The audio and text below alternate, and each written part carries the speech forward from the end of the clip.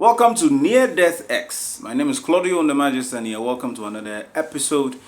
If you have any story to tell me, go into my DMs or go to Wonder Majesty on Facebook, send me your DMs, or you go to Instagram wonder_majesty_day-6 and send me your stories so that I can reenact them in a storytelling manner for you to enjoy. Alright, let's delve straight into story time. When I say Near Death X, you say be cautious. Near Death X, be cautious. Alright, the setting is still 1980. Many Ghanaians are in Nigeria now, plying their trade. Some are sex workers, shoemakers, construction workers, and of course I told you the story about my uncle, the construction worker, that nearly got his head for money. Okay. Today's episode is on the same 80s.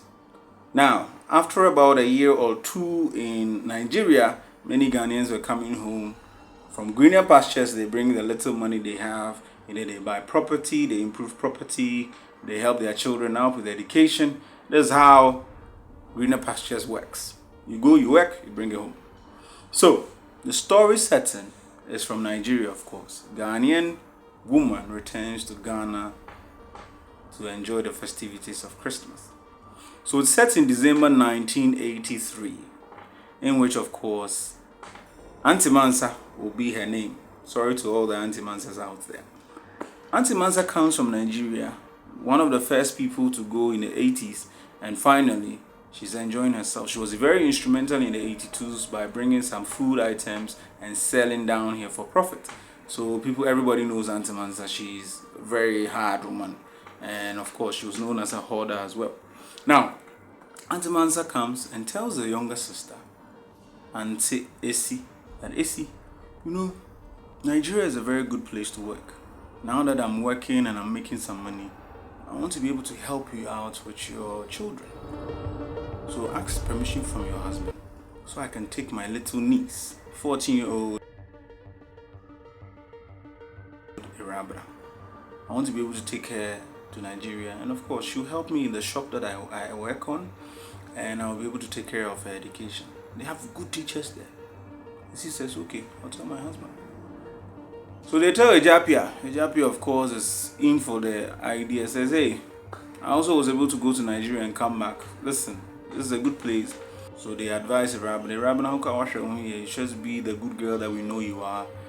And they prepared for Christmas. They enjoyed Christmas, 31st, New Year. Bam. First week of January, Mansa and little 14-year-old Rabina are traveling to Nigeria.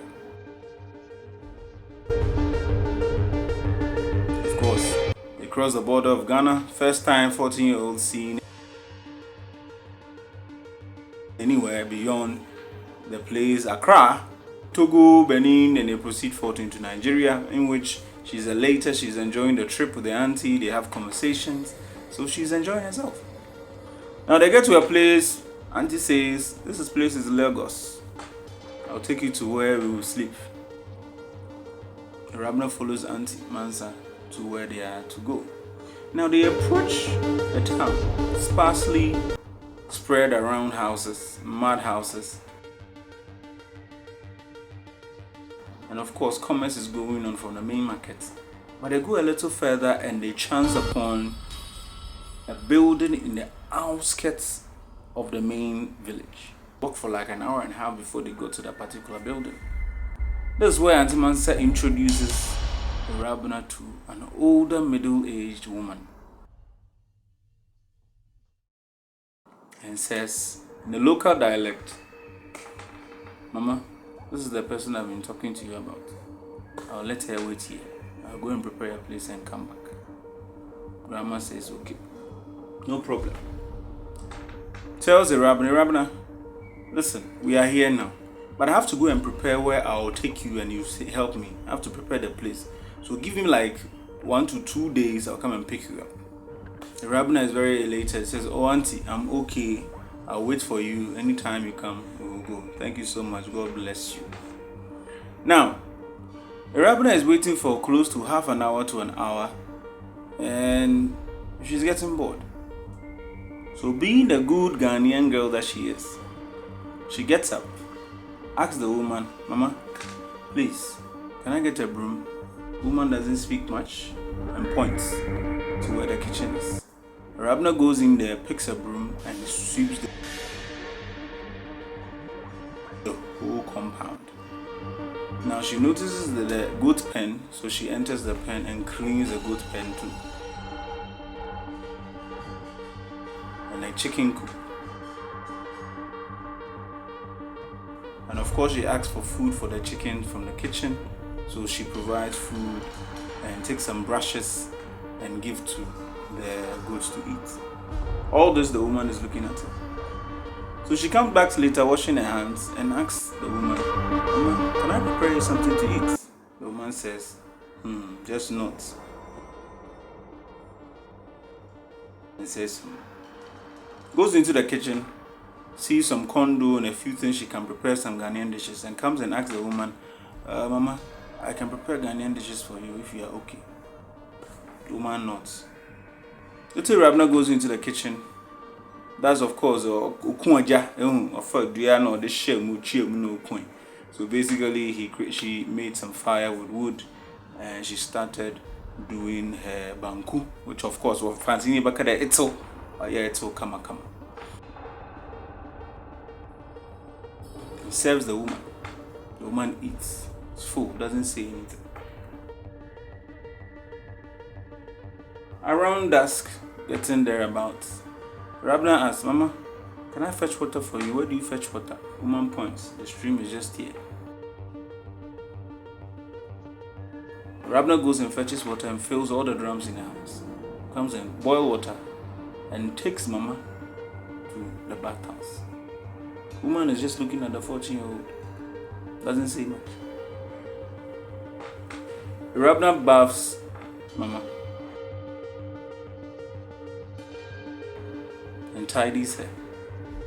Now in the evening, they enjoy the meal again, in which the woman finally speaks to the Rabna and asks, I want to ask you, little girl, the woman that brought you here, what is she to you? Rabna says, oh, that's my auntie, my mother's elder sister. I say, okay, no worries. In the morning, I'll tell you something. So they sleep in the night, and of course, the Rabna is a little worried, but once she says she's going to explain in the morning, she doesn't have a problem. Early in the morning by 4 a.m., Rabna is woken up by the woman. He says, come, follow me. So they walk from the house and enter some of the bushes, get into a bigger, thicker area of more trees. She's a bit afraid, but the woman says, do not be afraid. I'll show you something. She plugs a few herbs, folds it together, and places it in her mouth. And gives one piece to Rabna to put in her mouth too. And goes back to the house and says, I have to show you something. This thing that I've placed in your mouth will give you the courage that you need to. So she goes into the pen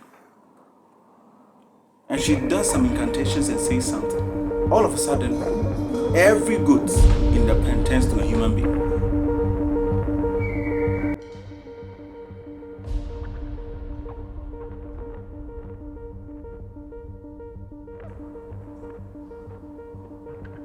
Now, a Rabna is shaking. However, with the herbs in her mouth, she gets courage. She remembers that when she was cleaning the pen, the goats were bleating. Meh, meh, plenty. But she didn't know. Of course, she didn't have eyes. The woman says and turns everybody back into goat again and says, everybody here has been sold by a family member or somebody for rituals.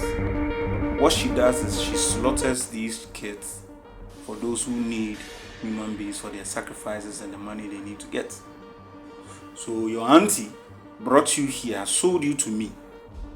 I'm just waiting for a buyer. When I get a buyer, somebody calls an order, I'll turn you into an animal. But the way I've seen you work around, the way I've seen you work, I've never experienced that before. That is what has touched my heart to ask you what the woman is to you. But you know what I'm going to do? going to turn things around. You see, when your destiny helper is near you, things will be turned around. The woman goes into the bushes again by herself, grabs some herbs, comes and gives the Rabna a shower. And says, Rabna, I'm going to help you go back to Ghana. When you go, hide yourself for a full year. Before you hide yourself, call your mother, call your penny, or the elder of your family, and tell them what you have seen here today. I'll turn it to your good. Woman picks a Rabna, leaves where she is, takes her to Lagos, and helps her board a car to Ghana.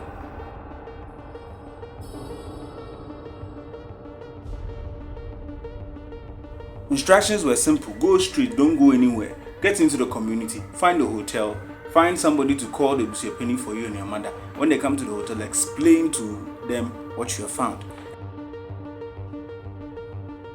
Exactly a year after the time that you have been in Ghana, your auntie will come to Ghana. And this is the directives you need to do. December comes. Auntie Mansa comes, of course, to Ghana. Very happy. With money, as clothes, as things, comes to spread.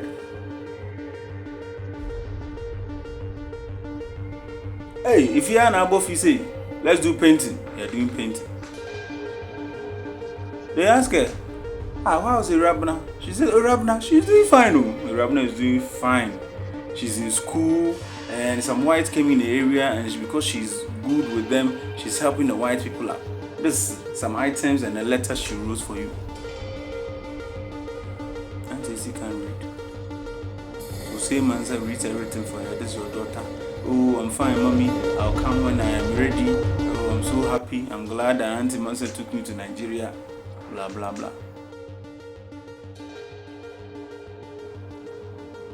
On the night of 31st December, in the evening, around 8 p.m., Rabna was instructed to show up.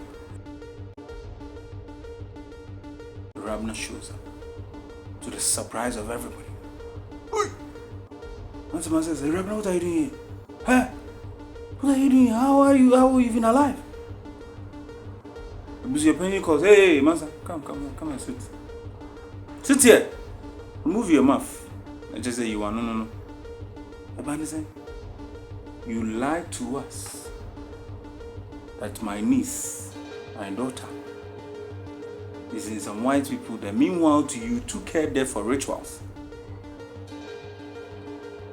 Oh, I'm so sorry. I'll confess. She confesses exactly. But this is not the first time. If you remember Uncle Yeboah's daughter, some 5 years back, she went to pick her up in Gipkus. She has been used already. She came to pick Grace's daughter.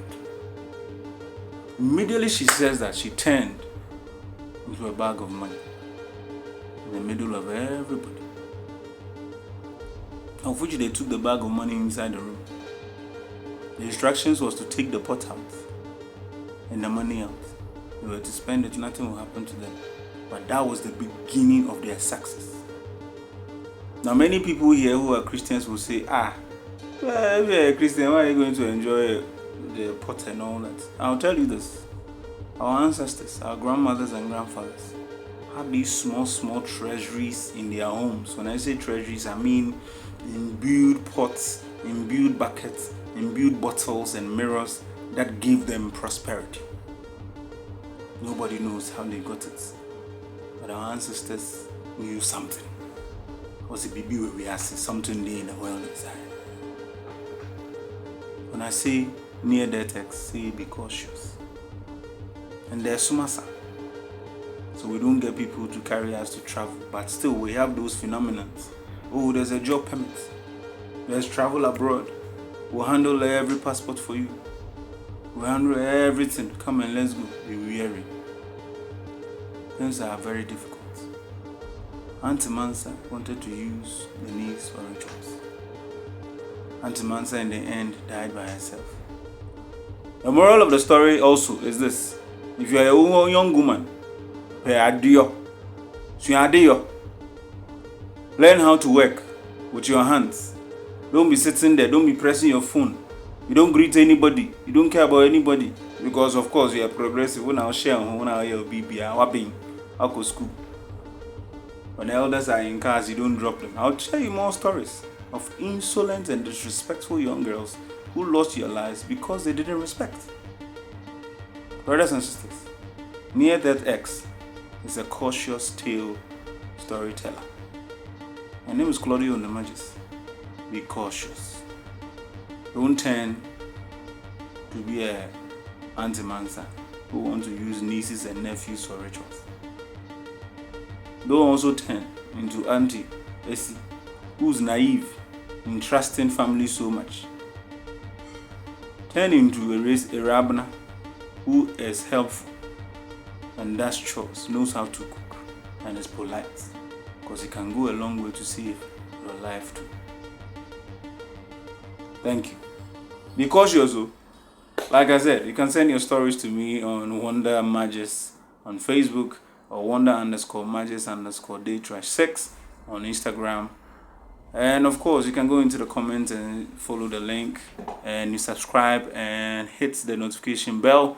That way we get any updates anytime I post. Thank you so much for joining. Thank you very much.